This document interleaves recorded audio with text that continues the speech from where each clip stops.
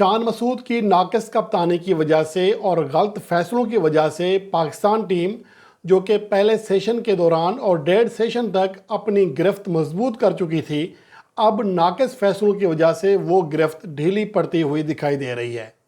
حریف ٹیم کی 5 وکٹیں پاکستان ٹیم نے 98 رنز پر، یعنی کہ 100 رنز تک پہنچنے سے پہلے آدھی حریف ٹیم آؤٹ کر دی تھی اور اسکور بورڈ پر ابھی ڈبل فگر تھے، تہرے ہندسے میں شامل نہیں ہوئے تھا اور لگ رہا تھا کہ پاکستان ٹیم 150 سے 170 رنز کے درمیان بآسانی آؤٹ کر دے گی انگلینڈ کی ٹیم کو۔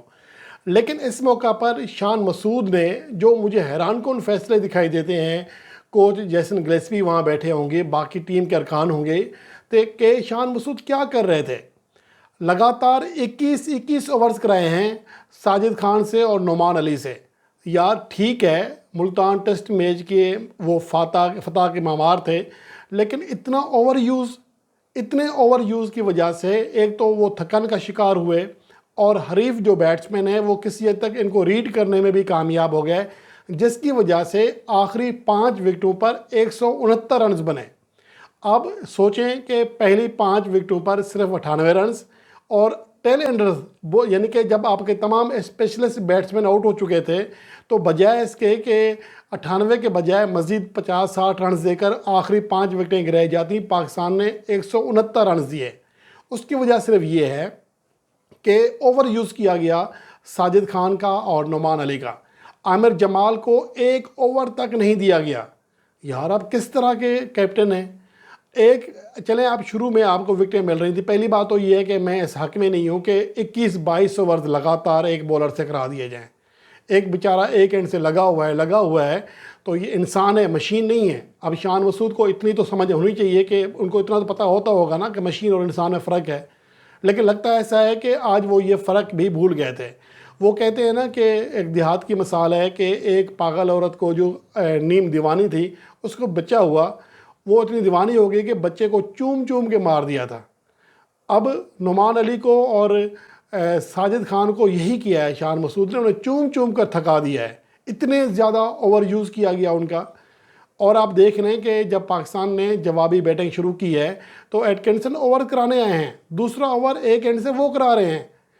تو یار نئی گیند کا، یا کم از کم چلیں ٹھیک ہے آپ کی 5 وکٹیں جب گر گئی تھیں، جب آپ کے جو باقی بیٹسمین ہیں 105 رنز کی، ایٹکنسن جو کہ ایک آل راؤنڈر ہے اور ان کے وکٹ کیپر جیمی اسمتھ نے سنچری شراکت قائم کی ہے، 165 گیندوں تک وکٹ نہیں گرنے دی۔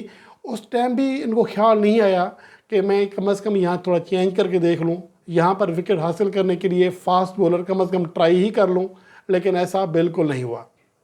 اب میں پاکستان کی اگر اننگز کی بات کروں تو جو اوورز کرائے گئے ہیں وہ انتہائی حیران کن ہیں۔ 29.2 اوور ساجد خان نے کرائے، 6 وکٹیں حاصل کی، لیکن 4.36 ان کے خلاف اکنامی ریٹ سے رنز بھی بنے۔ اس میں ساجد خان کا قصور نہیں ہے، اس میں کیپٹن کا قصور ہے۔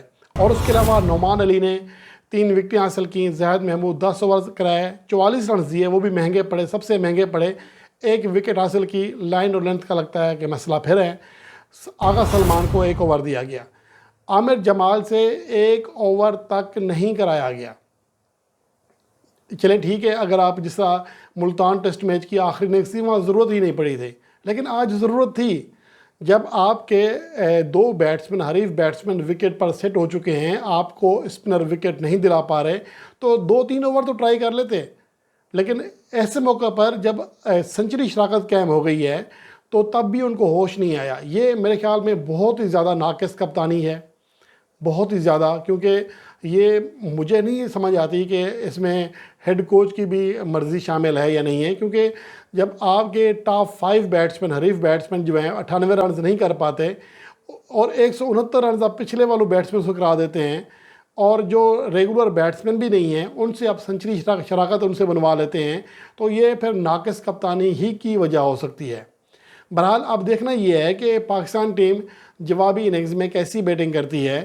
ٹھیک ہے، میرے خیال میں وہ سکور جو پاکستان نے بنوایا ہے یہ زیادہ ہے توقع سے زیادہ، کیونکہ یہ پچ ایسی ہے، لیکن ہمیں یہ بات بھی نہیں بھولنی چاہیے کہ جو پاکستان کا 2022 کا ملتان ٹیسٹ میچ تھا اس میں پاکستان ٹیم نے حریف ٹیم کو پہلی اننگز میں یعنی انگلینڈ کو 281 رنز پر آل آؤٹ کر دیا تھا۔ لیکن اس کے بعد بھی پاکستان ٹیم وہ ٹیسٹ میچ ہار گئی تھی۔ تو اس لیے پاکستان کو، چونکہ اب پاکستان کم از کم اسپنرز کو کھیلنے کے عادی ہیں، تو انگلینڈ سے بہتر ہی کھیل پیش کرنا چاہیے۔ کم از کم 400 رنز کے قریب جانا پڑے گا، تب جا کر پاکستان ٹیم اس میچ پر اپنی گرفت مضبوط کر سکتا ہے، خاص طور پر جب پاکستان کو آخری اننگز میں بیٹنگ کرنا ہوگی، جب گیند پہلے سے کئی گنا زیادہ ٹرن لے رہی ہوگی۔ تو اب امید یہی کر سکتے ہیں کہ جو پاکستان کے کیپٹن شان مسعود نے آج غلط فیصلے کیے ہیں، غلطیاں کی ہیں، وہ اس کا خمیازہ پاکستان کو نہ بھگتنا پڑے۔ پاکستان ٹیم کم بیک کرنے میں کامیاب ہو جائے، اور اس کے لیے اعلیٰ کلاس کی بیٹنگ درکار ہے۔